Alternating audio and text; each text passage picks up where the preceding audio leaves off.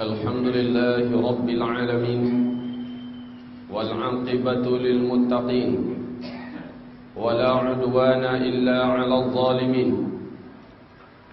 أشهد أن لا إله إلا الله وحده لا شريك له، وأشهد أن محمدا عبده ورسوله لا نبي بعده. قال الله سبحانه وتعالى: يا أيها الذين آمنوا اتقوا الله حق تقاته ولا تموتن إلا وأنتم مسلمون. وقال سبحانه وتعالى: يا أيها الناس اتقوا ربكم الذي خلقكم من نفس واحدة وخلق منها زوجها وبث منهما رجالا كثيرا ونساء واتقوا الله الذي تساءلون به والأرحام إن الله كان عليكم رقيبا. وقال سبحانه وتعالى: يا أيها الذين آمنوا اتقوا الله وقولوا قولا سديدا يصلح لكم أعمالكم ويغفر لكم ذنوبكم ومن يطع الله ورسوله فقد فاز فوزا عظيما. اللهم ارحمنا بالقرآن. وقال النبي صلى الله عليه وسلم: فإن أصدق الحديث كتاب الله وخير الهدي هدي محمد صلى الله عليه وسلم وشر الأمور محدثاتها وكل محدثة بدعة وكل بدعة ضلالة وكل ضلالة في النار. أما بعد، عباد الله معاشر المسلمين أرشدني وإياكم الله. قال الله سبحانه وتعالى: إن الله لا يغير ما بقوم حتى يغيروا ما بأنفسهم. Sesungguhnya Allah Subhanahu wa ta'ala tidaklah merubah apa-apa yang ada pada suatu kaum sampai kaum tersebut yang berupaya, bergerak, berikhtiar untuk merubah apa-apa yang ada di dalam diri-diri mereka. Islam ini, ya ibadallah, berdiri di atas pemahaman dan manhaj yang pertengahan, atau disebut dengan al-aqidah al-wasatiyah, aqidah yang pertengahan, tidak terlalu berat ke kanan dan juga tidak berat ke kiri, benar-benar pertengahan. Di satu sisi ada satu kelompok sesat yang disebut dengan Qadariyah. Di sisi yang lain, lawannya, ada kelompok sesat disebut dengan Jabariyah. Qadariyah, mereka adalah yang mengatakan takdir kita sendiri yang buat. Tidak ada itu takdir, kita yang menentukan apa yang akan kita lakukan, apa yang akan kita pilih, dan apa yang terjadi itu seluruhnya dipulangkan oleh Allah kepada kita. Maka kita yang menentukan garis hidup ini. Allah tidak campur tangan sedikit pun terhadap apa dan terhadap takdir yang kita lakoni. Ini pendapat satu kelompok sesat yang pertama. Kelompok sesat yang kedua disebut dengan Jabariyah. Mereka mengatakan kebalikan dari yang tadi. Kita hanya menjalani takdir yang telah ditetapkan oleh Allah. Kita tidak punya wewenang dan hak sedikit pun untuk berbuat. Kalau nanti kita masuk surga, itulah takdirnya yang telah Allah tetapkan. Kalau nanti kita masuk neraka, itu juga takdir yang telah Allah tetapkan. Makanya ada hadis kata mereka, kata kelompok Jabariyah ini. Ada orang yang beramal seumur hidupnya dengan amalan-amalan ahli surga, sehingga jarak antara dirinya dengan surga hanya tinggal 1 jengkal saja lagi. Tetapi yang tertulis di Lauhul Mahfuz bahwa dia adalah ahli neraka. Dan ternyata benar, dia banting setir. Dia mengamalkan amalan ahli neraka di penghujung hidupnya, mati dalam keadaan mengamalkan amalan ahli neraka itu. Su'ul khatimah fadakhalan nar. Masuklah ia ke dalam neraka. Ada orang yang seumur hidupnya, kata Rasulullah sallallahu alaihi wasallam, mengamalkan amalan ahli neraka sehingga jarak antara dirinya dengan neraka hanya tinggal 1 jengkal saja lagi. Namun telah tertulis di Lauhul Mahfuz bahwa dia adalah penduduk surga. Dan ternyata benar, di penghujung hidupnya, dekat lagi umur kematiannya, ternyata dia banting setir. Dia mengamalkan amalan ahli surga dan dia mati dalam keadaan seperti itu, husnul khatimah. Hadis ini ditutup, innamal a'malu bi khawatimiha. Sesungguhnya amalan seseorang dinilai dengan penutupannya seperti apa. Maka kata kelompok kaum Jabariyah ini, makanya belum tentu saat ini kita yang jahat atau kita melihat orang jahat dia akan menjadi ahli neraka. Belum tentu. Bisa jadi takdirnya dia adalah ahli surga. Dan belum tentu juga orang yang hari ini kelihatan soleh dan taat, dia pasti menjadi ahli surga. Belum tentu. Karena takdirnya sudah ada. Yakni bisa jadi dia adalah ahli neraka. Ibarat Allah yang kami muliakan. Jadi perhatikan. Kelompok Jabariyah mengatakan segala sesuatunya terserah Allah. Kita hanya menjalani skenarionya. Oleh karena itu Snot Hogronya laknatullah alaih saat melemahkan mental jihad kaum muslimin. Dan ada satu kelompok dari provinsi ini yang tidak pernah menyerah kepada Belanda, yaitu para mujahidin yang diasuh oleh Daud Bereh di Aceh sana. Maka Snot Hogronya muncul menggambarkan kepada mereka akidah Jabariyah ini. Ini takdir. Rakyat Indonesia dijajah oleh Belanda ini adalah takdir. Maka terima sajalah. Toh yang menerima insyaAllah nanti kalau dia dibunuh atau mati masuk surga karena dia syahid. Ini adalah takdir. Ibarat Allah, pemahaman yang seperti ini berbahaya. Baik pemahaman Qadariyah ataupun pemahaman Jabariyah. Kenapa? Kita Ahlus Sunnah wal Jamaah, pemahaman kita tegak di antara keduanya. Ada sisi di mana Allah Subhanahu wa taala tidak memberikan kepada kita peluang untuk campur tangan dan sepenuhnya dari Allah Subhanahu wa taala. Oleh karena itu Allah tidak akan menuntut, tidak akan menanyakan kita pada hari kiamat, kenapa kamu begini, kenapa kamu begitu. Dalam hal apa contohnya? Contoh, kita terlahir ke muka bumi dari keluarga yang keturunan Indonesia. Lahirnya dari keluarga Cibaduyut umpamanya. Allah tidak tanya kepada kita, kenapa kamu dulu terlahir dari keluarga Indonesia, dari Cibaduyut, kenapa kulit kamu sawo matang, kenapa hidung kamu pesek, kenapa kamu laki-laki. Allah tidak tanyai kita. Kenapa? Ini urusan yang langsung Allah secara pribadi yang memutuskan. Makanya Allah tidak akan tanya kita. Dan dalam akidah kita ini disebut dengan qadha. Tapi ada perkara yang Allah akan tuntut kita pada hari kiamat. Yakni apa-apa saja keputusan-keputusan kita, kebijakan-kebijakan kita di lapangan. Apakah kita mengerjakan perintah, kita meninggalkan larangan, atau kita melanggar larangan, atau kita meninggalkan perintah Allah Subhanahu wa taala, dan kita diberi oleh Allah kemampuan untuk meninggalkannya, kemampuan untuk mengerjakannya, sementara di mana kita berdiri di atas pilihan dan perintah itu, di atas pilihan perintah dan larangan itu. Allah tanyakan kita nanti pada hari kiamat, kenapa kamu tidak sholat? Kenapa kamu tidak berpuasa? Kenapa kamu tidak berzakat?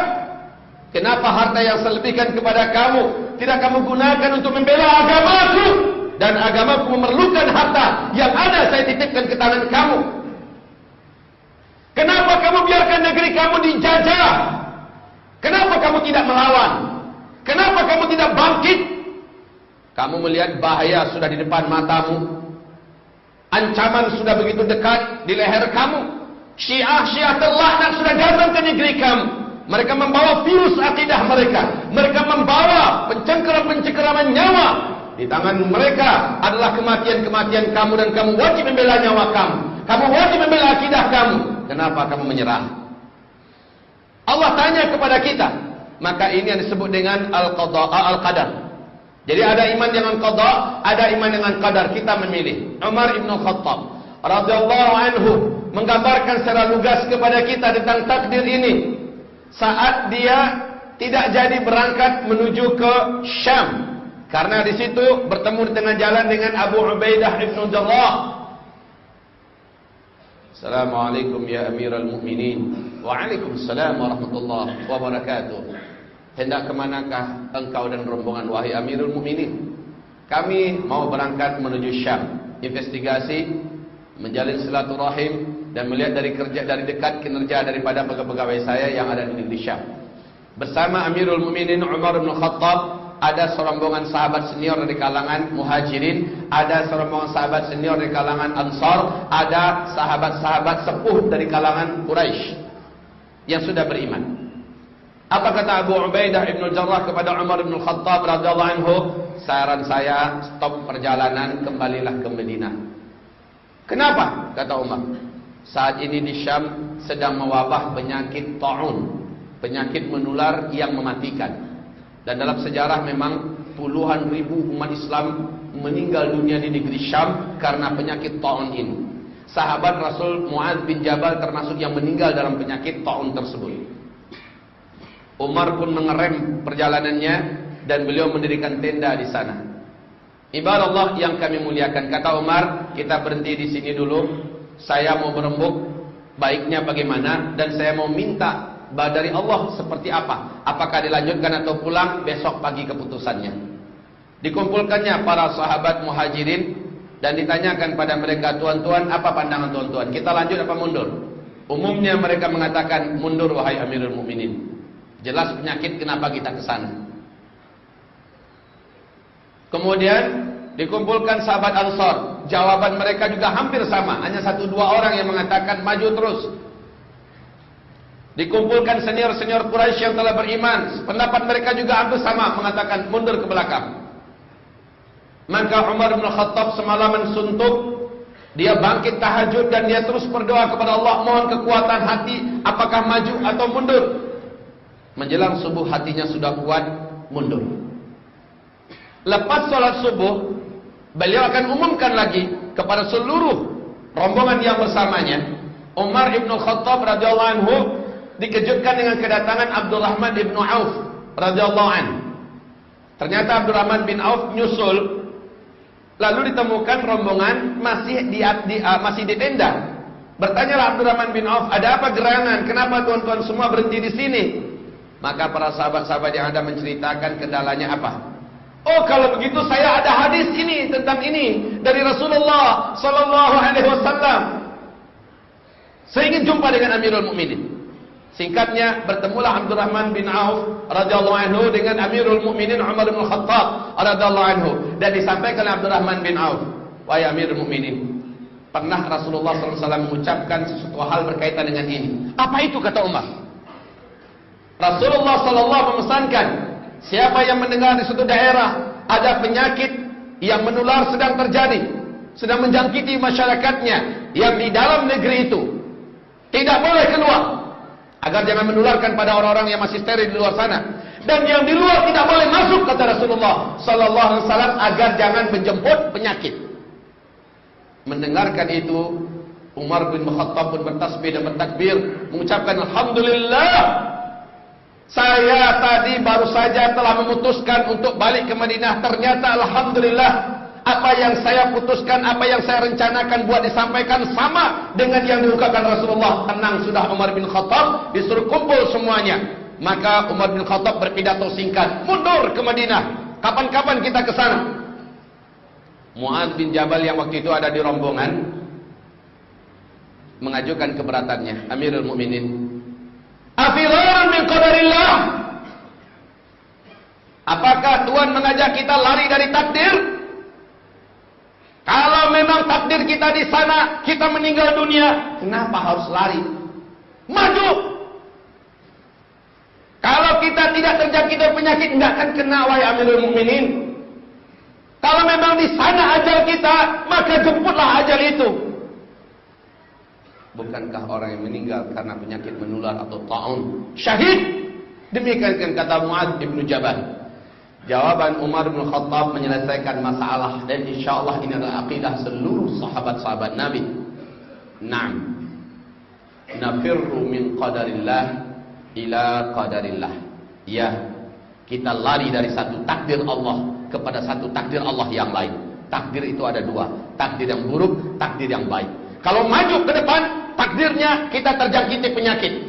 Itu sunnatullah. Kalau kita maju, kita kena. Insya Allah kita akan kena.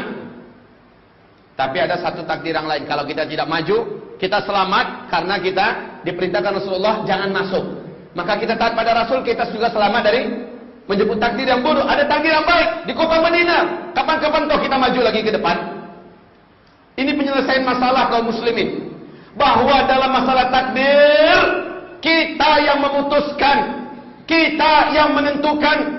Maka takdir kita adalah hasil akhir daripada keputusan kita. Takdir kita adalah hasil akhir daripada pilihan kita. Itu yang takdir ibadah Allah yang kami muliakan. Indonesia mau jadi apa? Mau dapat pemimpin seperti apa?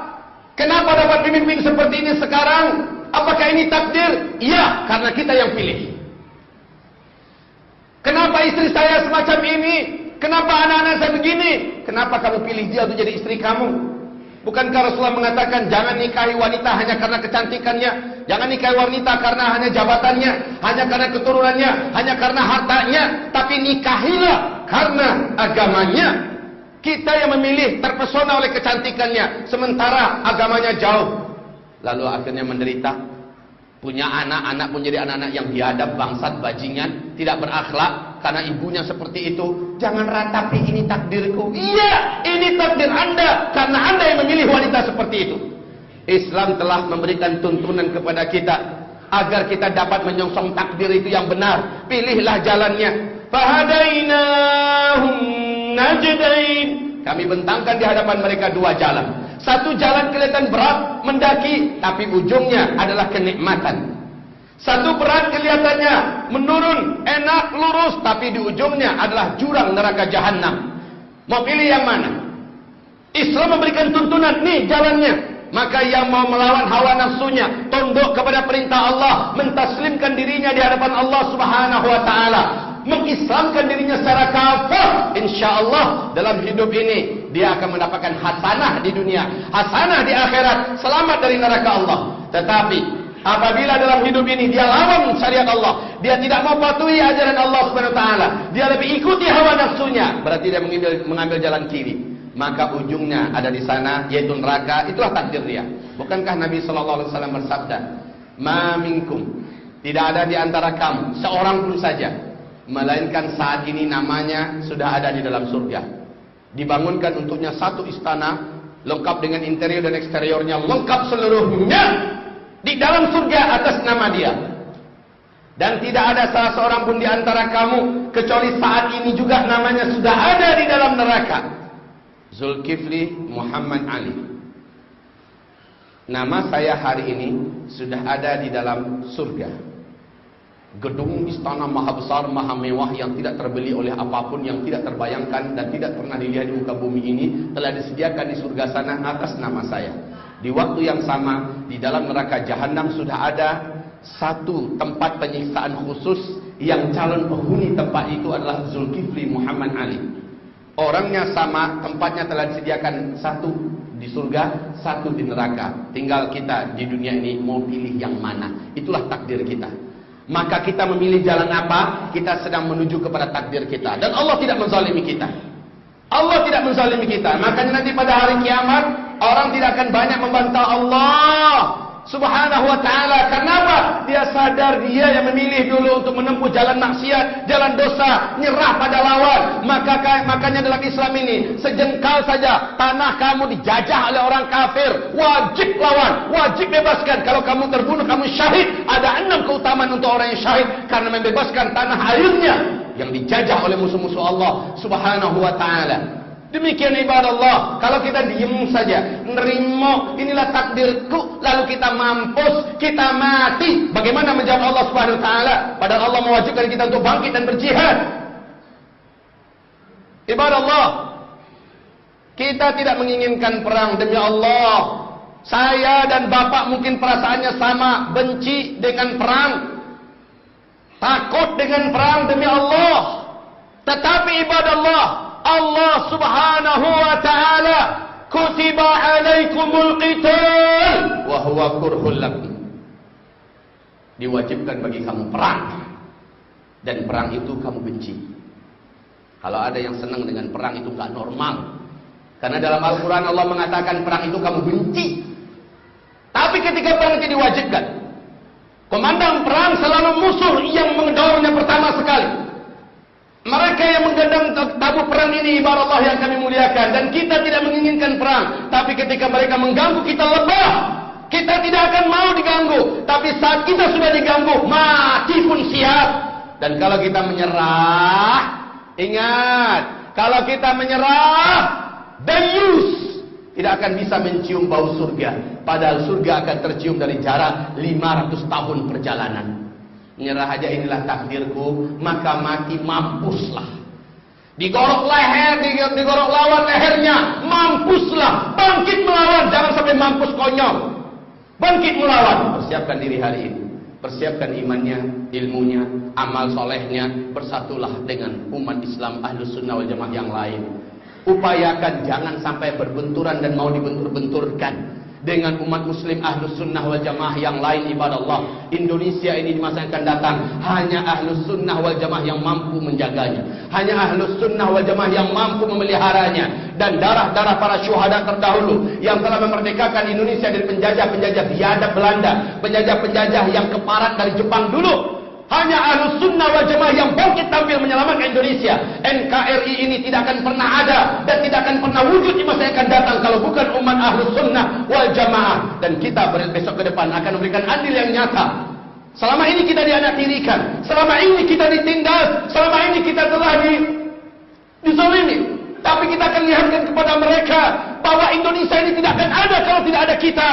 InsyaAllah ta'ala ibadah Allah yang kami muliakan, kita bukan umat yang menerima dengan takdir, sementara kita tidak berbuat untuk sesuatu untuk merubah takdir. Kamu tidak akan dirubah oleh Allah sampai kamu merubah diri kamu sendiri. Demikian ayat pertama yang kita bacakan. Astaghfiru rabbakum innahu kana ghaffara yursilis samaa 'alaikum midrara. Alhamdulillahil wahidil ahadil fardis samad alladzi lam yalid ولم يولد ولم يكن له كفوا أحد أشهد أن لا إله إلا الله وحده لا شريك له وأشهد أن محمدا عبده ورسوله لا نبي بعده. Di dalam hadis sahih Bukhari dan sahih Muslim, Rasulullah sallallahu alaihi wasallam telah bersabda, sayati alaikum zaman alladhi ba'dahu syarrun minhu hatta talqaw rabbakum. Akan tiba kepada kamu suatu zaman, pada masa itu orang yang menemukan hari ini lebih buruk daripada hari sebelumnya, dan hari esok lebih buruk daripada hari ini. Hatta talqaw rabbakum, sampai kamu semua berjumpa dengan Allah Rabb kamu. Tanda besar kiamat itu ada 10. Tanda besar kiamat yang ke-7 adalah seluruh umat Islam di muka bumi ini serentak meninggal dunia karena angin lembut yang bertiup dari daerah timur, atau dalam riwayat yang lain dari daerah Yaman. Maka hatta talqaw rabbakum, sehingga seluruh kamu berjumpa dengan Rabb kamu. Artinya zaman yang dimaksud, di mana zaman itu kedepannya hari-hari dan bertambah waktunya akan makin buruk daripada sebelumnya. Zaman itu insyaallah ta'ala adalah pada periode keempat. Periode pertama periode kenabian, periode kedua periode kekhalifahan, periode ketiga periode kerajaan-kerajaan Islam yang menggigit, periode keempat periode kediktatoran, dan periode kelima periode khilafah kembali. Dan di periode inilah tanda besar kiamat yang ketujuh terjadi, yaitu meninggalnya seluruh umat Islam sedunia. Nah, periode yang paling mengerikan itu adalah pada periode keempat, itu periode kita sekarang. Inilah periode di mana umat Islam benar-benar akan menemukan bertambah waktu akan bertambah buruk apapun urusan, apapun. Tetapi orang yang mampu eksis menampilkan imannya, berpegang erat dengan Al-Quran dan Sunnah apapun tantangannya, nilai mereka, pahala mereka 50 pahala para sahabat. Dan Rasul mengumumkan bahwa itu orang yang hidup di akhir zaman, di zaman yang seperti itu adalah saudara-saudaraku. Para sahabat-sahabat berkata, bukankah kami saudaramu ya Rasulullah? Bukan, kalian semua sahabat-sahabatku. Yang saudara-saudaraku adalah kaum yang datang setelah kamu sekalian.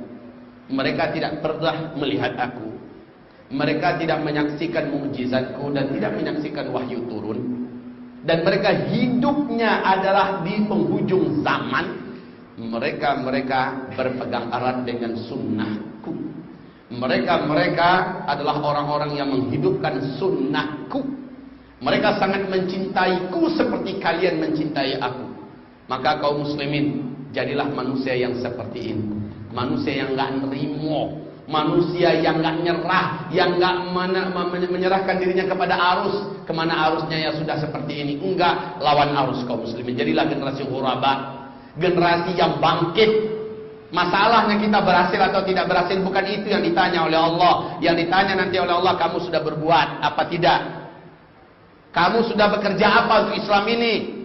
Kamu sudah lakukan apa dalam menyelamatkan Indonesia? Kamu sudah buat apa? Kamu kumpulkan harta yang banyak-banyak, buat apa? Buat melawan Syiah apa tidak?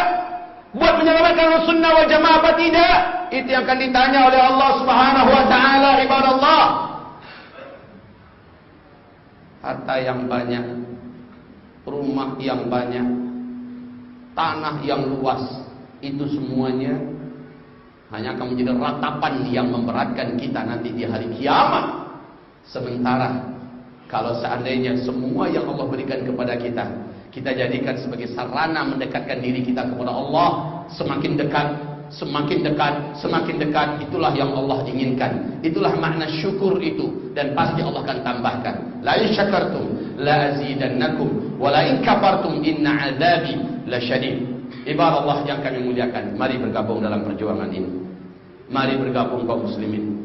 Amal ibadah yang secara pribadi dibandingkan dengan amal berjamaah untuk kepentingan besar, jauh lebih besar pahalanya di sisi Allah Subhanahu wa taala.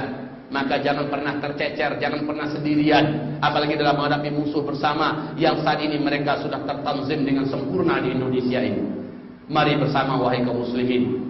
Jangan lagi ada pengkotak-kotakan, itu NU, itu Muhammadiyah, ini Persis, ini HTI, ini PKS. Sudah tutup dulu itu semua kaum muslimin. Siapa di depan kita? Musuh kita sudah jelas-jelas di depan kita. Seluruh orang Ahlus Sunnah wal Jamaah jelas akan mereka sikat habis. Yang di luar kelompok mereka, di luar daripada kelompok Syiah ini akan mereka habisi kaum muslimin. Bagi mereka, seperti kata laknatullah alaih Nu'man al-Jazairi, bahwa halal darah kaum muslimin dan halal harta mereka. Siapapun umat Islam, kalau seandainya kamu bisa menyiksa mereka, kamu wajib masuk surga. Kalau ada umat Islam Sunni bisa kamu siksa mereka lalu kamu bunuh, kamu wajib masuk surga tanpa hisab. Itu akidah mereka, dan itu ada di dalam kitab-kitab suci mereka. La haula wala quwwata illa billahil aliyyil azim. Hasbunallah ni'mal maula wa ni'mal wakil, ni'mal maula wa ni'man nasir. Allahumma salli wa sallim ala hadzal nabiyil karim wa ala alihi wa sahbihi ajma'in wa man tabi'ahu bi ihsanin ila yaumiddin. Allahumma ighfir lil muslimin wal muslimat والمؤمنين والمؤمنات الأحياء منهم والأموات برحمتك يا سميع قريب مجيب دعوات. ربنا ظلمنا أنفسنا وإن لم تغفر لنا وترحمنا لنكونن من الخاسرين. ربنا لا تزغ قلوبنا بعد إذ هديتنا وهب لنا من لدنك رحمة إنك أنت الوهاب. ربنا فاغفر لنا ذنوبنا وإسرافنا في أمرنا وثبت أقدامنا وانصرنا على القوم الكافرين. عباد الله ادعوا الله عز وجل لإخوانكم المظلومين المستضعفين في بلاد الشام، في فلسطين، في سوريا، في لبنان، وفي أردن. ادعوا الله لإخوانكم المظلومين المستضعفين المضغتين في كل قطر من أقطار أرض الله سبحانه وتعالى. عباد الله اتقوا الله حيثما كنتم فإنه لا يفلح إلا المتقون. Semoga Allah Subhanahu wa taala menjadikan seluruh kita yang ada termasuk orang-orang yang bisa menutup hidupnya dengan husnul khatimah.